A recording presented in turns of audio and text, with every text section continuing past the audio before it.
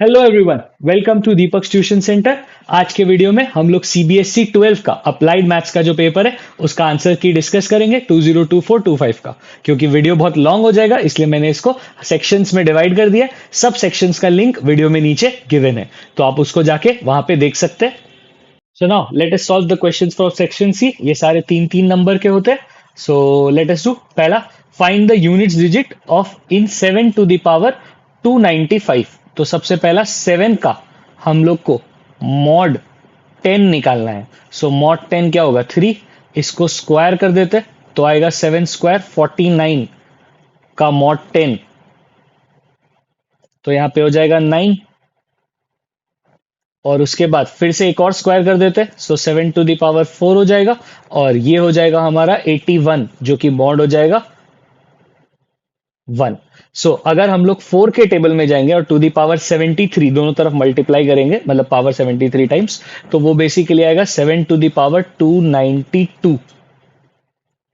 और ये 1 का 1 ही रहेगा क्योंकि 1 का कुछ भी पावर 1 ही रहता है। सो अब बेसिकली हम लोग सिर्फ 3 पावर दूर है। 3 पावर और मल्टीप्लाई करेंगे, मतलब 7 टू दी पावर 3 मल्टीप्लाई करेंगे, जो कि 343 होता है। तो 7 टू दी पावर 295 आएगा, 343 का 3 मॉड 10। सो ये बेसिकली आंसर हो गया 3। यूनिट डिजिट होगा हमारा 3। Two numbers are selected at random without replacement from the first 6 positive integers. तो पहले हम लोग इसका एक सैंपल स्पेस बना लेते हैं। फर्स्ट 6 पॉजिटिव इंटीजर्स, सो यहाँ पे 1 1 नहीं काउंट होगा, 2 2 नहीं काउंट होगा, 3 3 4 4 5 5 6 6। क्यों? क्योंकि क्वेश्चन में विदाउट रिप्लेसमेंट बोला है। First 6 positive integers. Let x denote the smaller of the two numbers obtained. तो जो हमारा एक्स है वो 1 हो सकता है, 2 हो सकता है, 3 हो सकता है, 4 हो सकता है, 5 हो सकता है। 6 cannot be smaller than any one of them. तो सबसे पहले हम लोग को मैथमेटिकल एक्सपेक्टेशन मतलब प्रोबेबल मीन कैलकुलेट करना है। तो सबसे पहले हम लोग 1 का कैलकुलेट करते हैं। 1 के कितने नंबर्स है? सो 1 इसमें छोटा है, इसमें छोटा है, 1 2 3 4 5 6 7 8 9 10। सो ये बेसिकली हो गया हमारा 10/36।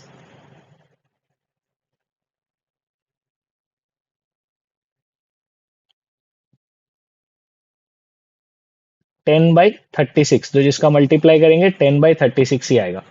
इसके बाद 2 का कैलकुलेट करते हैं। 2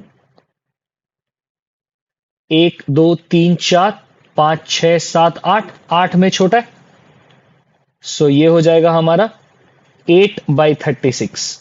सो जिसको करेंगे तो 16/36 आएगा। वैसे ही अगर 3 पे देखें तो जो 3 हमारा है वो 1 2 3 और 4 5 6 में छोटा है। तो 6 नंबर्स के अनुसार ये हो जाएगा 6/36, विच वुड बी 6 3 जा 18/36। जो हमारा 4 है वो 1 2 3 4 में छोटा है, तो ये हो जाएगा 4/36। और 4 4 जा 16/36।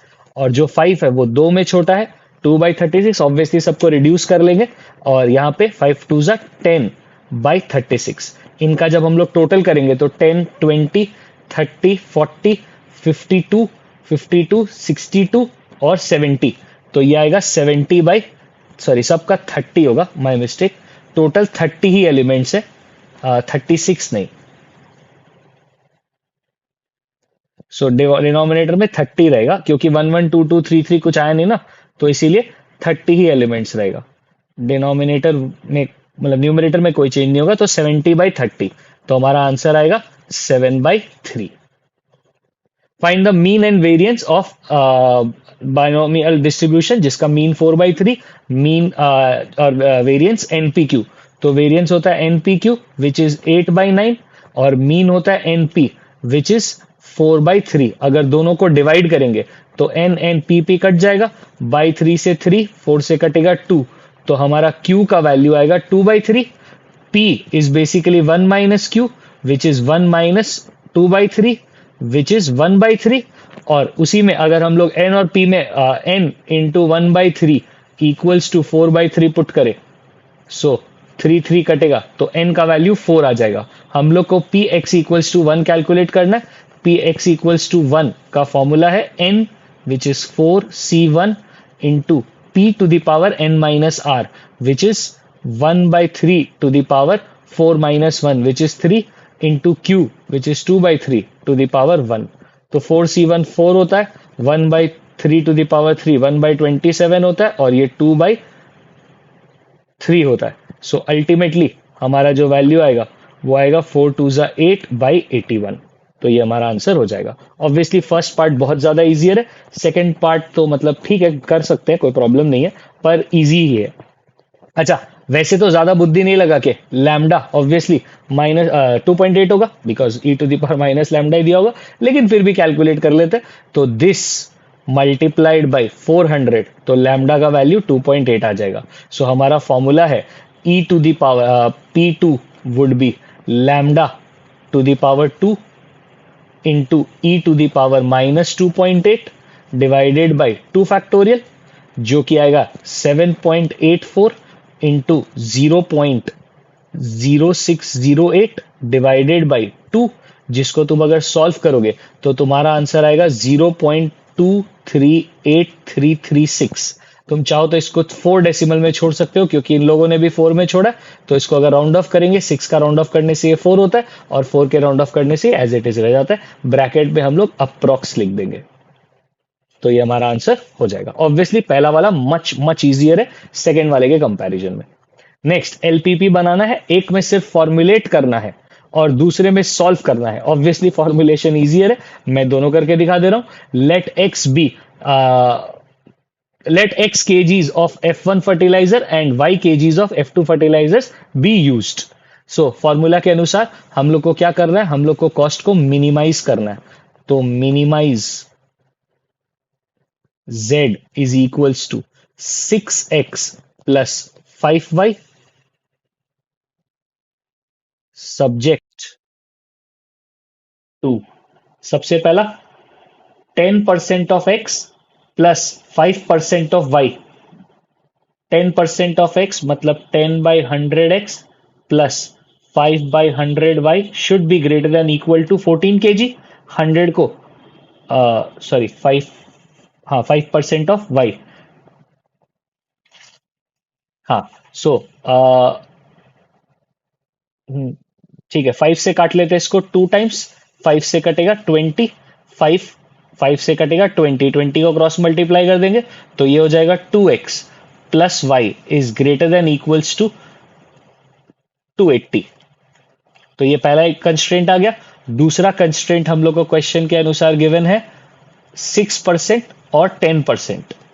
तो 6x by 100 plus 10x by 100 is greater than equal to 14. Again 14 kg, दोनों का ही 14 दिया है, तो वो हेडेक नहीं है. तो इसको 2 से काट लेते, ये हो जाएगा 50. इसको भी 2 से काट लेते, ये हो जाएगा 50. 50 को क्रॉस मल्टीप्लाई कर देंगे तो ये हो जाएगा हमारा 2x plus 5y is greater than equals to 700 और x greater than equal to 0 comma y greater than equal to 0. तो ये हमारा कंस्ट्रेंट्स बन गया. तो कंस्ट्रेंट्स बनाना मच इजियर है देन एक्चुअली प्रॉब्लम्स हमको सॉल्व करना.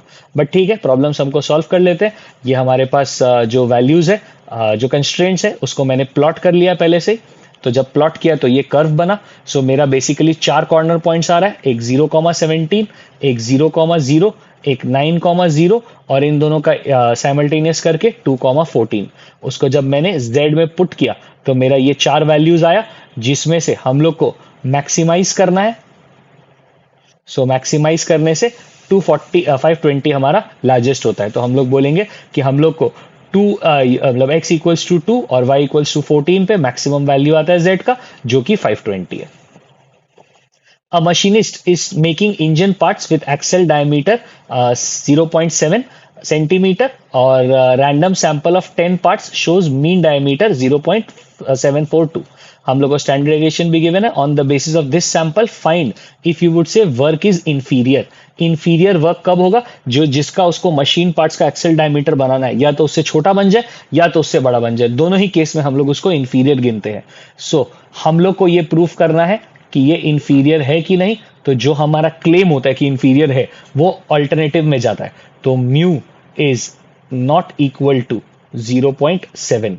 तो इसका हो जाएगा म्यू इक्वल्स टू 0.7। लैंग्वेज में भी लिख सकते हो कि engine parts with diameter equals to 0.7, engine parts with axle diameter not equal to 0.7।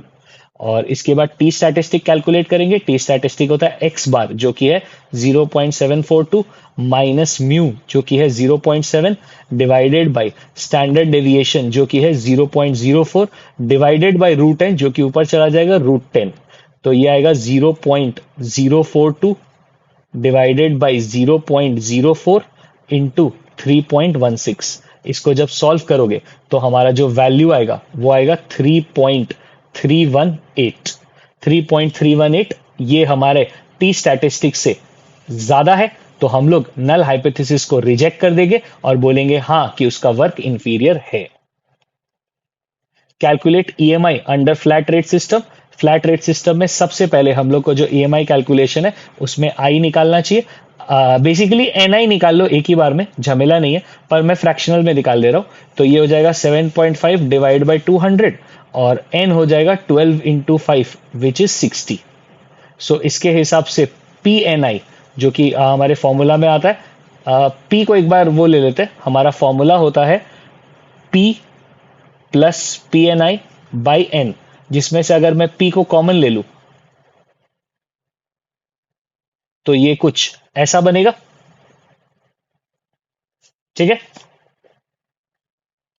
So n i is 7.5 divided by 1200 into 60।